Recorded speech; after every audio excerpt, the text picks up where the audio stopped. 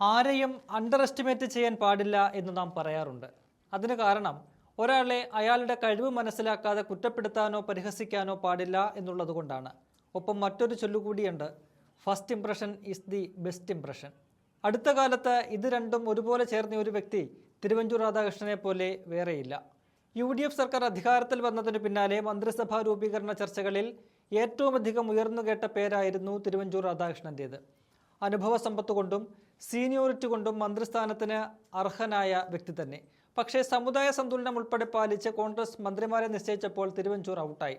എന്നാൽ തിരുവഞ്ചൂരിനായി കോൺഗ്രസ് കാത്തുവച്ചിരുന്ന കസേര മറ്റൊന്നായിരുന്നു. അത് സ്പീക്കറുടെ അങ്ങേയറ്റം പവിത്രമായ കസേരയായിരുന്നു.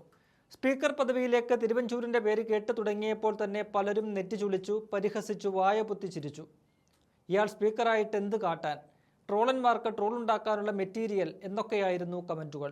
എന്നാൽ ആ കസേരയിൽ ഇരുന്നതു മുതൽ തന്നെ പരസ്യമായും രഹസ്യമായും കളിയാക്കിയവരെയെല്ലാം തൻ്റെ ആരാധകരാക്കി മാറ്റി തിരുവഞ്ചൂർ. സ്പീക്കർ പദവിക്ക് ഏറ്റവും യോജിച്ച വ്യക്തി എന്നാണ് ഇപ്പോൾ തിരുവഞ്ചൂരിനെ കുറിച്ച് ഏവരും പറയുന്നത്. തുടർച്ചയായ 8ാമത്തെ തവണ വിജയിച്ചാണ് ഇത്തവണ നിയമസഭയിലെത്തിയത്.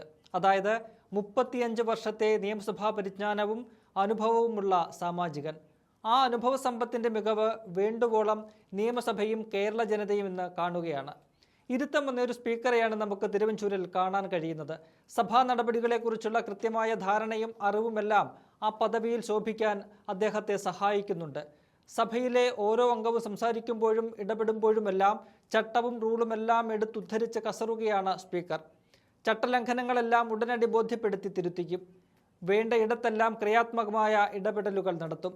സഭയിലെ പകുതിയിലധികം വരുന്ന പുതുമുഖങ്ങളെ മാത്രമല്ല, സീനിയറായ അംഗങ്ങളെയും അച്ചടക്കത്തിന് വാളോങ്ങി താക്കീത് നൽകിയിട്ടുണ്ട് തിരുവഞ്ചൂർ. സഭയുടെ അന്തസ്സ് ഹനിക്കുന്ന ഒരു നടപടിയും അംഗീകരിക്കില്ലെന്ന് ആവർത്തിക്കുന്നു സ്പീക്കർ. പ്രതിപക്ഷത്തിന് ജനാധിപത്യപരമായ അവകാശങ്ങളെല്ലാം അനുവദിച്ചു കൊടുക്കുമ്പോഴും അനാവശ്യ ഇടപെടലുകളെയും തെറ്റുകളെയും മുഖം നോക്കാതെ എതിർക്കുന്നുമുണ്ട്. പ്രതിപക്ഷ നേതാവ് പിണറായിയും KN ബാലഗോപാലും K രാജനും BJP അംഗം V മുരളീധരനുമെല്ലാം സ്പീക്കർ തിരുവഞ്ചൂരിൻ്റെ നാവിൻ്റെ ചൂടറിഞ്ഞു കഴിഞ്ഞു. ഇന്നലെ ഫാത്തിമ തെഹ്ലിയ സംസാരിക്കവേ സോഷ്യൽ മീഡിയ അധിക്ഷേപത്തെക്കുറിച്ച് പറഞ്ഞപ്പോൾ സഭയിൽ നിന്ന് തന്നെ സൈബർ പോലീസിൽ വിവരമറിയിച്ച് നടപടി സ്വീകരിക്കാമെന്ന് ഉടനടി ഇടപെട്ട് സ്പീക്കർ വ്യക്തമാക്കി.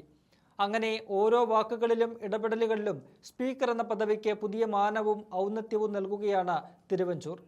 ഇതുപോലൊരു നേതാവാണ് സ്പീക്കർ ആകേണ്ടിയിരുന്നതെന്ന് നിയമസഭാ നടപടികൾ വീക്ഷിക്കുന്ന ഓരോരുത്തരും ഒരേ സ്വരത്തിൽ പറയുകയാണ്.